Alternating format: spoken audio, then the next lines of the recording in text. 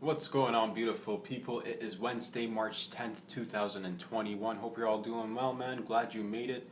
It's another So-So production. It's another episode, dude.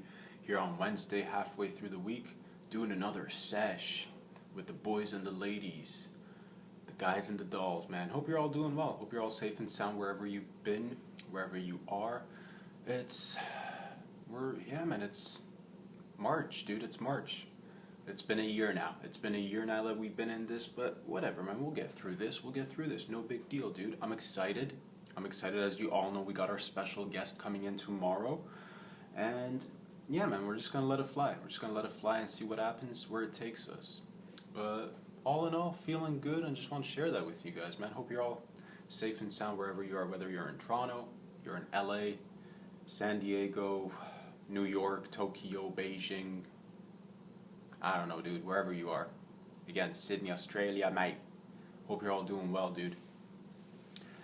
It's it's that time where we gotta just keep on asking the questions, keep on rolling with the punches, dude. But before I get into anything else today, I just want to let you guys know I went for a walk yesterday, guys. I went for a brief walk with my lady, and it was nice, dude. I felt like a vampire, dude. I'm not gonna lie. I've been indoors for like almost a year. As soon as I got out, the sun hit my eyes, and I'm just like, put my sunglasses on. You know what I mean? And it was nice, though. It was nice. My knees were like wobbling in the beginning, but I got the hang of it. You know, take a few baby steps, and then I start sprinting. That's what it is. But what I took away from that was that I need to get outdoors more, and I need to get walking again. It's spring, and that's what I do, man. I'm a hiker and a walker, and I'm a huge advocate of parking, dude. Professional parking. I'm not talking about like driving cars and parking. Well, although you could do that too, but I'm talking about pro parking, dude. I'm a pro parker. You know what I mean? Get into the parks and do some hiking. That's what I do. And I encourage everybody else to do some parking for themselves. You know what I mean? A lot of people don't believe in parking. They're like, parking takes up space. Parking takes skills. I don't think it's any of that stuff. I think it's just up to you. If you want to park, you can park, dude. And a lot of people don't take advantage of parking. Because they're like, man, I need a car to go to the park. Parking. You know what I mean? I can't park without a car. It's actually not true. You can park without a car, dude. You don't need a car to park. Most of my life I've been parking without a car. It's wonderful. And I encourage you guys to do the same, man, because you get out in nature and you start, walking amongst the trees and the beautiful flowers and the little squirrelies. And it just feels nice. It feels good to be a part of nature, and I'm intending to do that very soon. Probably today, dude. I told you guys, I said it, I meant it. Dude. It's Wednesday, it's like 10 degrees, I think, out today, and yeah, man, I'm just gonna wait till noon. As soon as the videos are uploaded for the family here on Instagram, YouTube, and on Patreon, dude, your boy's gonna take off and go for a walk. I'm gonna do some parking. And it'll be an adventure. I need that. I need to be in nature for a couple of hours, walk a little bit, decompress, let go of some thoughts, listen to some music, get some new energy, get some new thoughts and ideas, and walking is the best, dude. That's why I encourage everybody to park. If you got, if you don't think you can park, man, just try it out, and just give it your best. You know what I mean? Just take a few steps, stare into space, maybe munch on a little snack that you brought along with you for the parking, but all in all, park, dude. Parking's great. So many things happening, you guys. So many things happening. I'm excited, man. I'm excited. The show's evolving, I think. That's what I tell myself, dude. And I think it is, little by little. I think the show's evolving. I think I'm evolving. I think we're evolving together. A lot of things are evolving and changing. And we gotta roll with the punches, dude. And you know what else is evolving? Money's evolving, man. Money's been evolving forever. And right now, you know how I know money's evolving, dude? Just the other day I was talking to moms. Not like random moms. Like, that's fine too, but I'm talking about my mom, dude. I'm talking to moms. Just chit-chatting, how you doing, exchanging a few recipes. That's what I do. I'm like, Ma, how do you get the chicken to be crispy? And then she'll go into it. She'll give me the deets of how to make crispy chicken. And I know money's changing because after the chicken conversation, my mom's, I only have one mom, by the way. I know it's plural, but not to, there are definitely moms out there too. No shame. But I was talking to moms, right? And she's like, she just brought it up. She's like, randomly too. She's like, do you think I should invest in Bitcoin? I love it, dude. I love it. It's the funniest. And it made me laugh. It made me, I love it. I love that my mom's into like, she'll be digging up stuff. She'll be doing her own little rehab. And a lot of parents do that too, you know what I mean? They're on the internets, dude. Parents are on the internets. Googling things, Facebooking things, Instagramming things. It's really funny though. She asked me, she's like, yeah, should I invest in Bitcoin? And I'm not an expert, dude. I'm not an expert. But I told her to just hold off for a little while. Hold off for a little while. Don't buy anything yet. Or maybe she should go and buy a little bit. I don't know. Get a little bit of that Satoshi. You can't buy a Bitcoin, right? You're buying pieces of the Bitcoin, so you're buying the Satoshi. Or the Satoshi. You know what I mean? And that's what I do, man. I got up this morning, actually felt like 1,000,000 Dogecoins. Just thinking about life and how good it is and how wonderful it is. But Bitcoin's a little bit expensive right now. You know what I mean? 50 grand, dude. I actually had some, dude. I had some when I think it was sitting around like $8,000 or $9,000, and I bought like $1,000 worth of Satoshis or Bitcoins, if you will. But I had to sell mine. I did not wait it out. I should have, obviously, but that's retrospect 2020, right? I needed the money at the time, all right? It's if I could have held on to it, I would have held on to it, but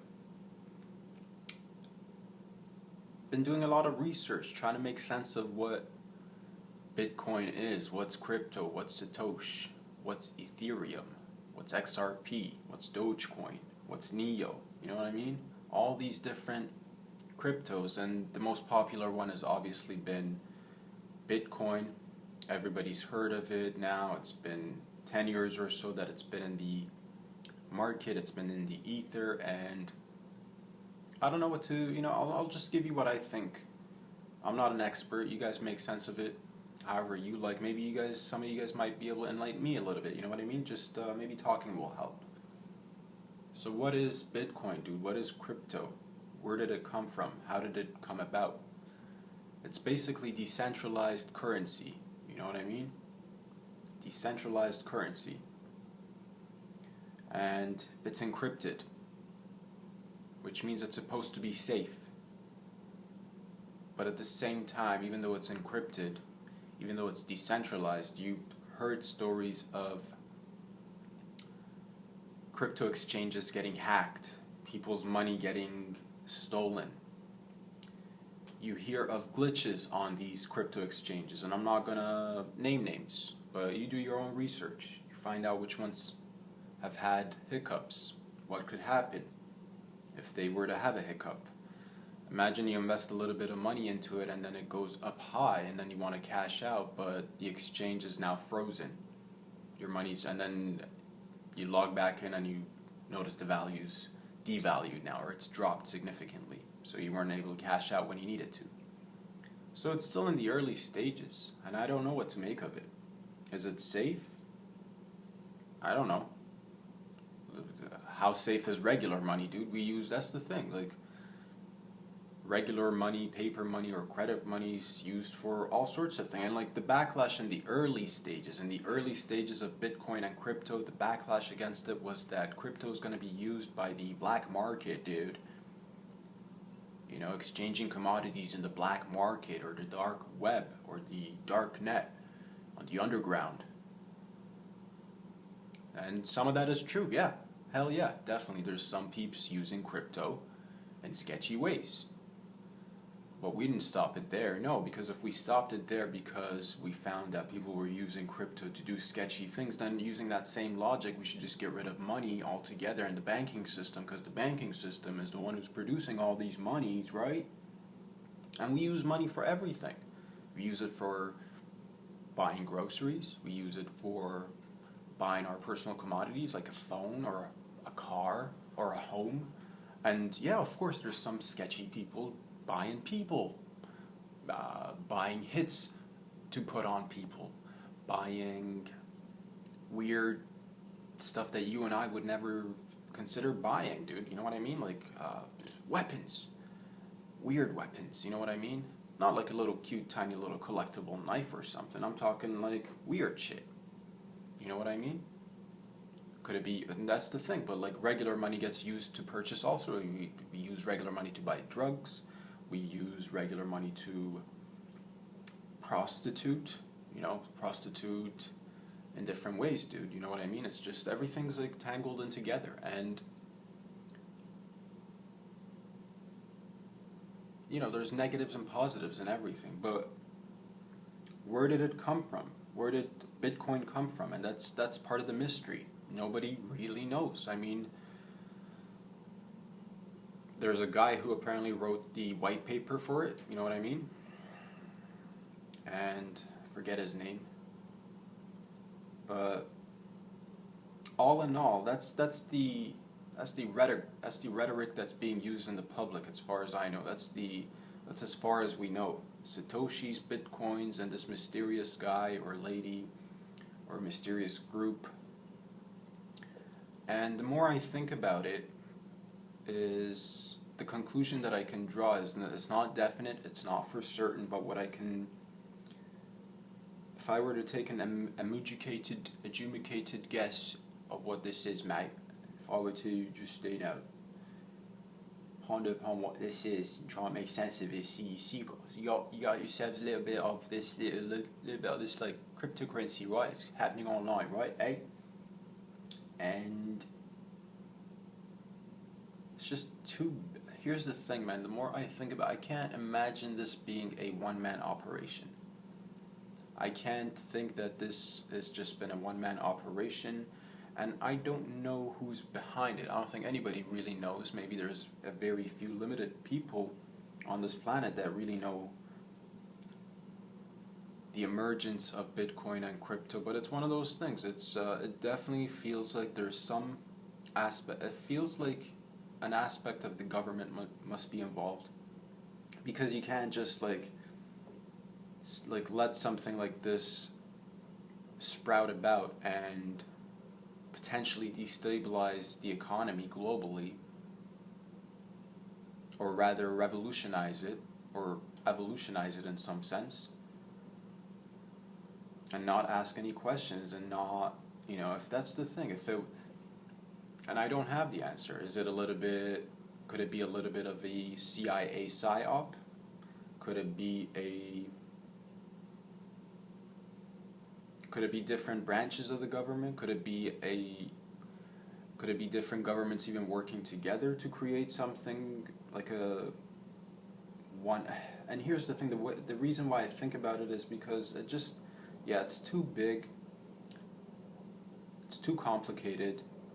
Doesn't seem like one person could be behind this, to me anyway. I would assume it's peoples or a group of people, maybe not even governments, but I think it's a creation that's built with lots of people cooperating together. I don't think it's just this one person coming up with this idea and executing it and having it last this long, and now it's part of our market, dude. I don't think it's going anywhere.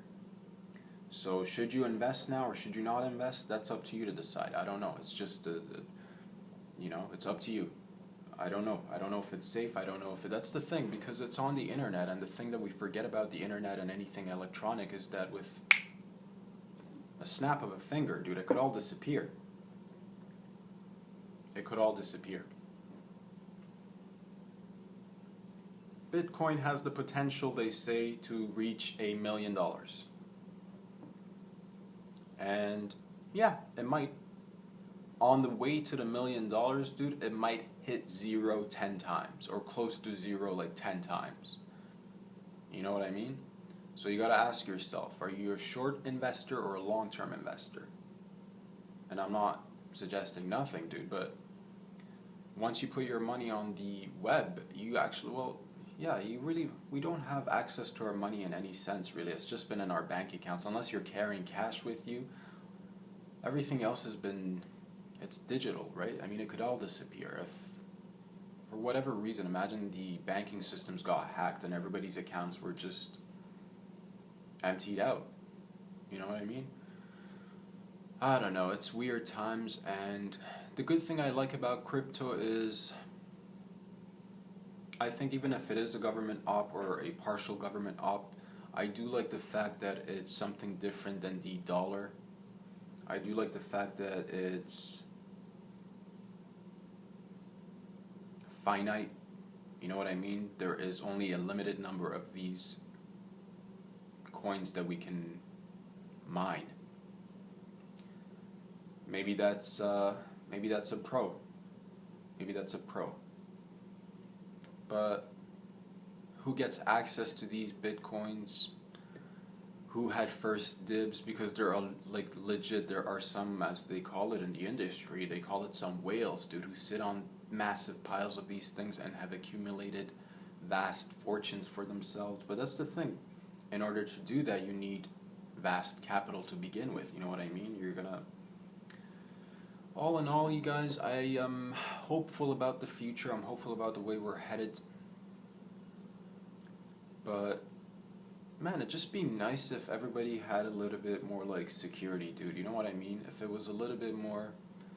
If everybody had some sort of, like, if basic human rights were guaranteed, like a roof over your head, food, access to, you know, clean water,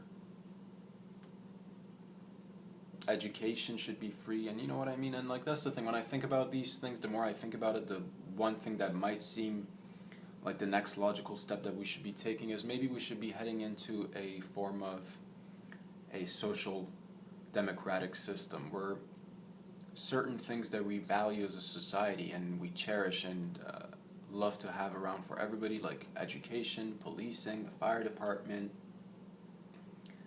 healthcare, you know what I mean? These things should just be social rights.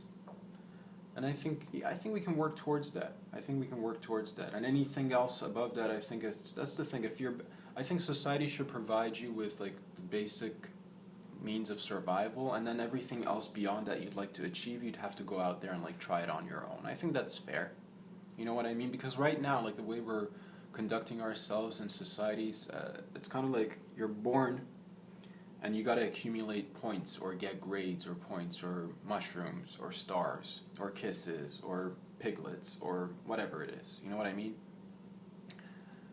And the more you have of these symbols, the more access to life you'll be granted. And it's just nice to come into the world and be given a bare minimum at least. You know what I mean? Imagine you were born and you already had a set of stars, kisses, piglets, mushrooms, whatever it was. You had those points already accumulated for you so that you could use those accordingly throughout your youth and early adult years, and then start to formulate your own piglets, mushrooms, and stars and kisses, if that makes any sense. You know what I mean? Because, like here, an example of that would be, like, imagine if we flipped the grading system in school. You know what I mean? If everybody started with, like, A pluses, and your job was to maintain that A plus, instead of, or whatever, you got 100%, and your job was to maintain that 100% instead of working up to it. So, and yeah, perhaps we could, I don't know if it's not a fully cooked thought, but the initial thought behind that is that if we were to incorporate some sort of more, like, an encouraging way of learning and gaining and helping each other create, I think we'd all live in a better society instead of punishing and demotivating, you know what I mean? Because, like, that's what happens in the schooling system. That's why the way we get brainwashed is to, if you try anything, if you're not good at it and you're not competitive enough, you know, get the hook. And a lot of people get, you know, that fear gets instilled in you, and a lot of people don't take risks as you grow up. A lot of people don't ask as many questions. A lot of people just, you know, learn to be passive, you know what I mean? Because they've been treated wrongly every time they were taking a risk, every time they answered something incorrectly, they were, yeah, demotivated, or just like, there was no incentive. It's like, that's what we do. And that's the thing, we're getting better at it, but things that we need to reevaluate. And one other aspect of Bitcoin that I like, or like crypto in general, is that I think it could be, that's the thing, the more I've thought about these issues, is like I look at these things as a global issue. I don't see education, healthcare, basic human rights. I don't see these things as just, rights that should be for one nation. I think we all, as humans, should have basic human rights, you know what I mean? To live your life to the fullest, to try to, want to better yourself and not be restricted by societal norms placed upon you based on rigid ideologies and dogmatic views of somebody else. I think that's just common sense. I don't think there should be anybody telling anybody how to live their life. Support your boy on Patreon for as low as $7 or $13.50 or $21 a month, US dollars, or Dogecoins or Bitcoin or whatever it is that you like to send your boy. You know what I mean? But support your boy, but also support each other. You know what I mean? It's yeah, like moving forward, and like I don't think we could solve any of these issues if we only continue to solve them region by region. You know what I mean? Because it's like the world, all of humanity is one unit, right? We're all one. We're all one, and you can't, like, if you have, and if we were to look at humanity and all of us as one body, right? And if you have, for example, cancer or an illness in one region of the body, you can't just go about taking care of the rest of that body and like not expect that cancerous region to spread to other regions. You know what I mean? So the way to treat it is you go to the source. So if we were to look at things like poverty as like a disease, we'd have to go to the source. We'd have to go to the source. And we can't just apply band-aids on top of serious ailments. You know what I mean? If that makes any sense. So we've created poverty for ourselves. You know what I mean? We are not naturally born without our own societal norms placed upon us by ourselves. We are, the thing that I'm trying to say is that like most of our detriments, most of our hardships are self-inflicted. You know what I mean? That's what I'm trying to say. And I think we can work to remove those. Why is it so hard for people to have a roof over their head? Why are there so many homeless people? You know what I mean? Why is access to healthcare so expensive in some places? Medicine, you know what I mean? Why is medicine so expensive in some places? Education, why don't we want to make education free? Why don't we want to pay for education with our taxes? Doesn't it make sense for us to want everybody to be as educated and as thoughtful and as,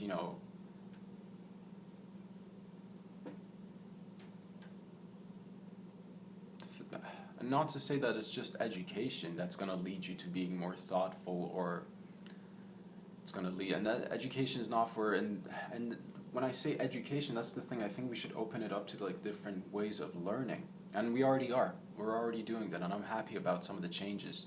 I think it's great now that we've got maybe in the future, maybe we'll have a hybrid system of education. Some of it will start maybe with a combination of learning at home and then attending maybe sometime to a public school of some sort as well, so that the kids can like socialize with each other as well. They need that. But I'm glad to see parents taking a little bit of an educator role in the houses now, because I think generationally we've missed that. Every generation seems to go to school and then finish school, enter the market, and then kind of stop learning.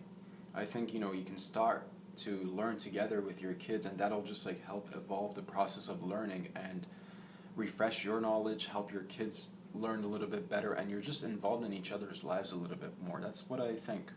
I think that's a good positive thing. Other stuff, it's just like, again, we can't, when it comes to like resources and stuff, we need to be sharing. That's why I've talked about this before. I don't know what the issue, I don't know what the resolution is. Maybe it is some sort of a one world government. Maybe it is some sort of something needs to unite us. We need to, and we always have ample opportunity. Today could be the day. It could be today that we decide to unite. You know what I mean? It's just like anything else. When are we going to decide? When are we going to take action and actually be like, you know what? We're going to make a change as of today, dude. Or we're going to put it off. We can always put it off, dude. We can always dream of it in the future. We can always hope that the next generation is going to come about and do it. Or we could do it ourselves. We could legit do it ourselves, man. We don't need to wait. I get excited because I see all the possibilities. We're at that stage, you guys. This could be a wonderful period in humanity's history. We could be part of a great change, all of us. We could look back later on and be like, man, we made progress. We made great decisions to, change the world in a positive manner. And everybody needs to work together. I've been saying this for a long time. I'm a huge believer of it. We need to let go of our ideas that separate us. Any idea that separates you from another individual, we should rid ourselves of those notions, whether it's ideas of race superiority or religion or sex or whatever it is, ethnicity, whatever it is, whatever it is that divides us, we should realize that we've created those divisions, you guys. We've created those divisions. We have so much more in common.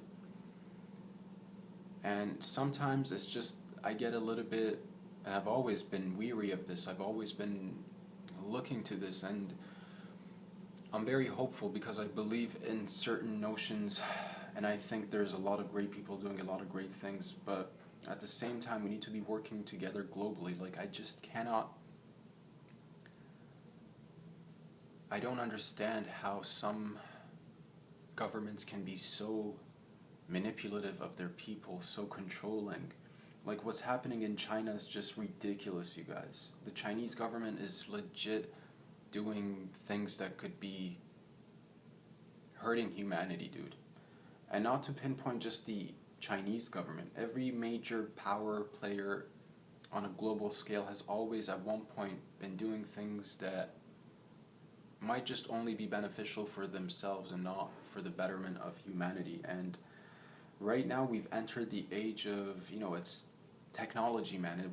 We've been in it, but, it's evolving very rapidly. And what we're able to do right now is beautiful, but it can also be very scary. You know what I mean? We're trying to go into outer space. We're trying to colonize other places. We are manipulating genes. We are creating artificially manipulated humans now. We've already created artificial intelligence.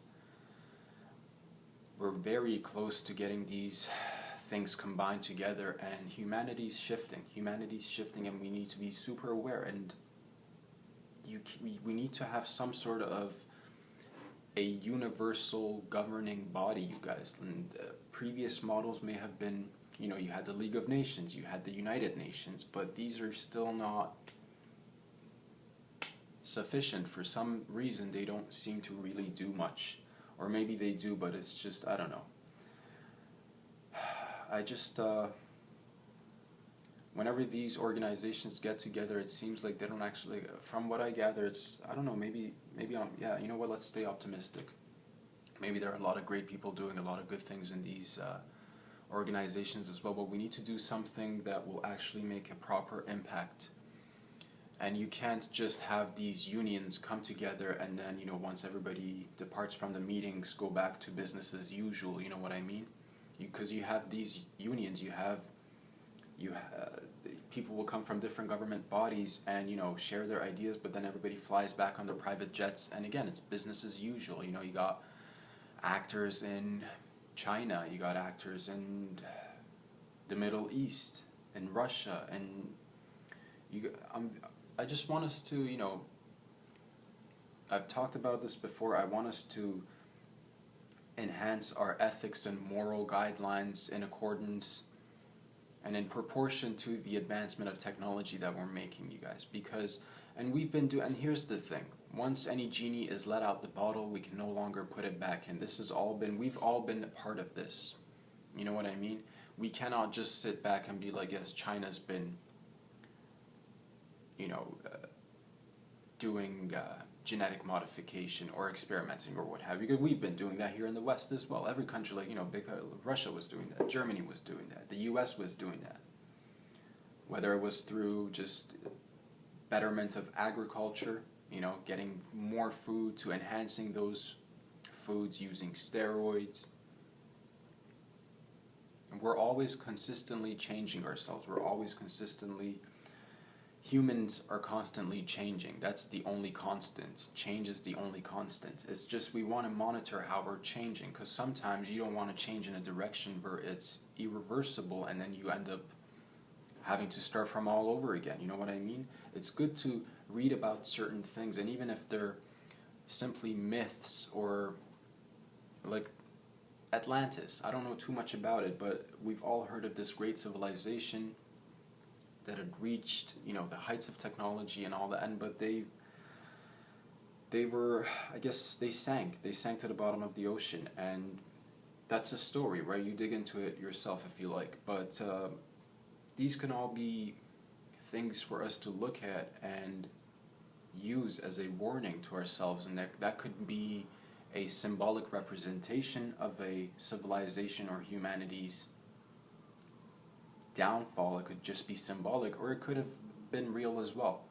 And what I'm telling you is that we should be working together. There is no point of building. It's like you have this wonderful home and you only attend to one portion of the garden. You know what I mean? And the rest of it is just like, or half of it is like burning, or half of it is decaying. And so you turn to one side and it's this wonderful, beautiful garden, and then you look onto the other side and it looks like, just death. So how do we go about fixing these issues? It's through looking at our problems as a universal and global problem. We should no longer be fighting over regions and territories and flags and notions of identity. Notions of national identity should be out the window, and that's the thing. It's unfortunate that I feel like this is achievable. I feel like we could do it legitimately any day we decide to, but the problem is that we've created this race. We've created this notion of a race, that we're always competing with each other. And it's good to be competitive. As humans, we have a competitive nature, but maybe it's time to evolve that competitive nature and gear it towards more of a cooperation.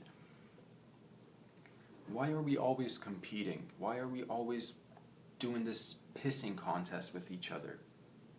Who can develop the most muscles? Which nationality produced the most intelligent person? Which nationality created the shortest person or the fastest person? Like, why is it always about these? Why do we take? Why can't we just say, man, as a human species or as a human race, this is the heights of whatever it is that we're looking at, and that's where we're at, and that's what we need to, and then the next person can come along and learn from that and make it better, and we could all just be accumulating and adding to things collectively instead of trying to come up. And we have wonderful competitions, but it seems like I love athletics, I love sports, but a notion of the Olympics is so the nationality notion behind it, you know what I mean?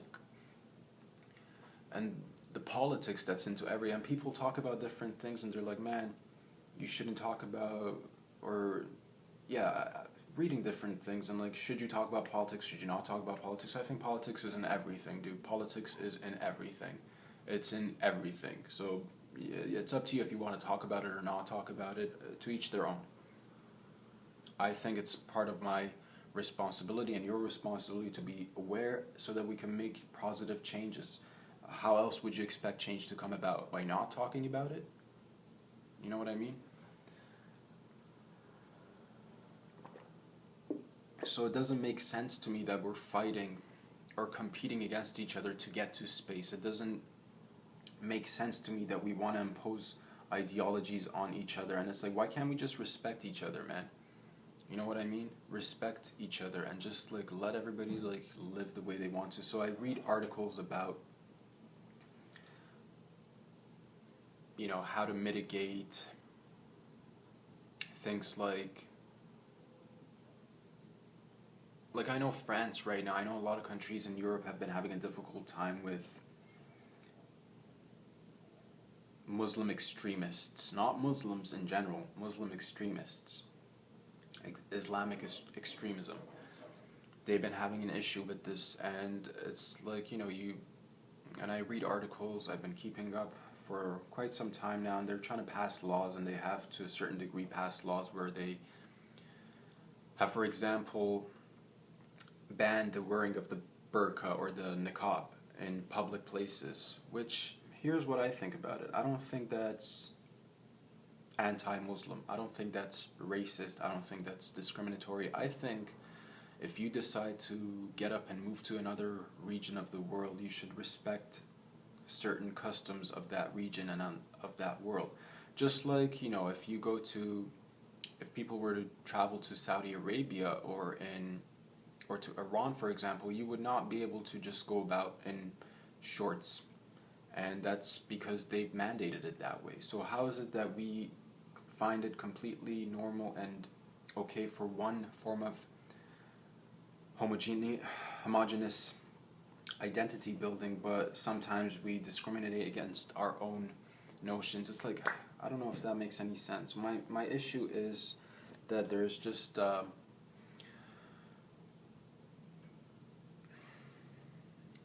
they're difficult topics to talk about, you guys, but my concern is that we have so much more in common, and sometimes just people like imposing things on each other. And if anybody wants to wear anything from their own free will, by all means, dude, cover yourself up, do whatever you want to do.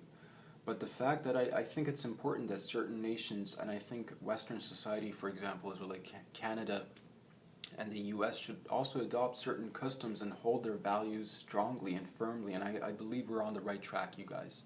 But there needs to be a balance until we can form a world where everybody's respected everywhere, so that one day you could probably walk in the Middle East and wear shorts and not worry about anybody giving you looks, and not be worried about your safety, where women's rights are not mistreated, where children's rights are not mistreated, where adults are not mistreated. And that's just one example of it, you know what I mean? And I hope you guys know where I'm coming from. But that's the thing, that we create these problems for ourselves, man. We create them for ourselves. Like, these are just, and we get stuck on them, right? We get stuck on these ideologies and holding it true and dear and near to ourselves, because like, that's the way we identify ourselves. Any region you're born into, anything, it's so hard for people to break out of those shells and just, you know, start to question. But that's the thing, man. Everybody needs to do their part. We're not robots. We're individual human beings who can think for themselves. And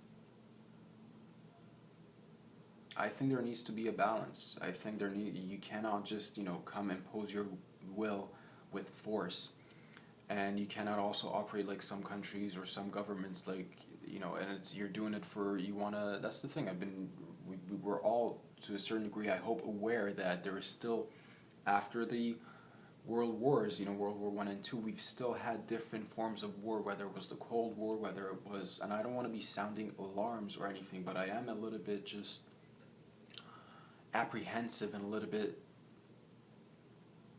concerned about the way certain things are operating in the world. And I don't want Corona to be a cover or a situation for other things to be covered, you know what I mean? Because we've taken a year to neglect a lot of things and only focus on Corona, and we fail to tackle any of the issues. Again, we fail to go to the source.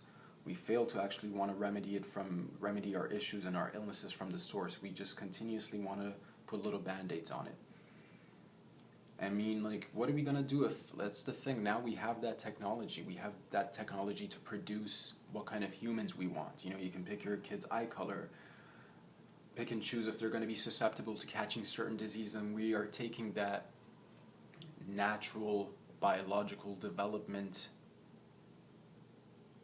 to the next level. We're now altering it very forcefully. And that's the thing, as soon as you start consuming anything, you're altering it, right? Regular food is altering your biology, the way you think. You know, you take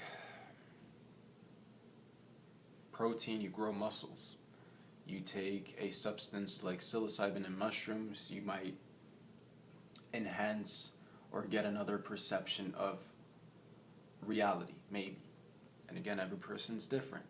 But now we can actually go into laboratories, pinpoint cells, pick things that we don't like, add things, and we're going to be producing basically superhumans. We're going to be producing super athletes. And what are we doing these things for? What are we doing these things?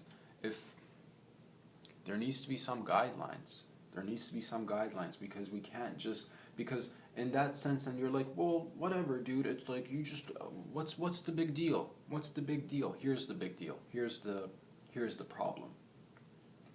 We've been always living in a world of haves and have-nots, and this has, even during COVID, specifically more so during COVID, it's been exacerbated, and it becomes a world of,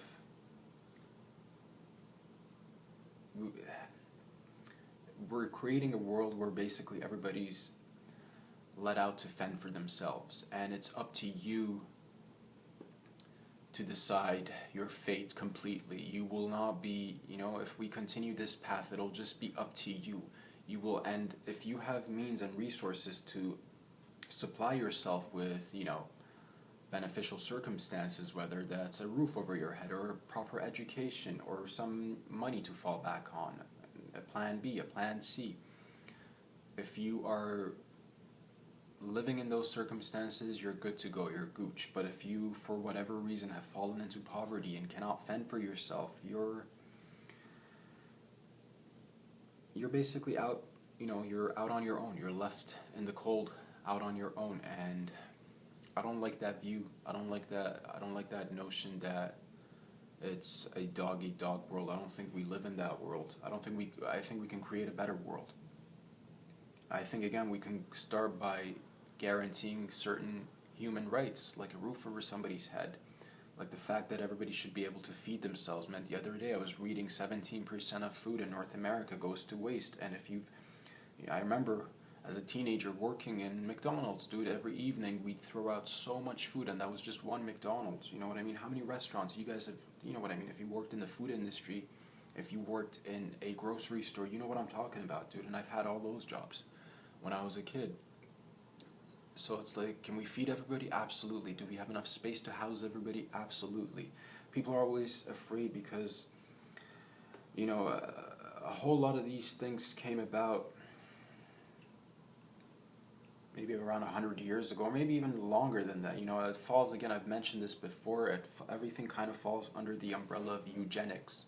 The fear is that we should be controlling the number of people who walk this earth so that, we're not overstretching ourselves.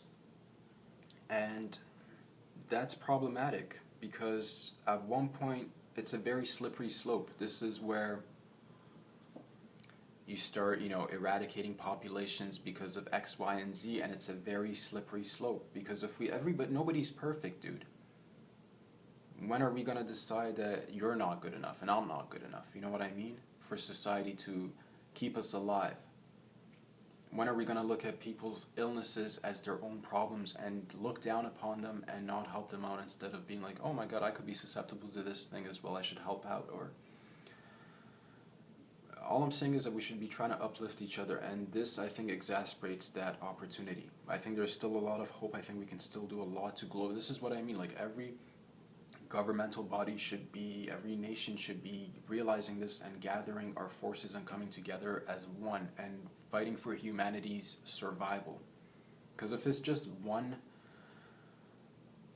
dictatorship that's going to end up taking over the world in whatever format, that's a scary situation. You don't want to have that. That is and the reason why I know you don't want to have that is because I've lived a portion of my life living under a dictatorship.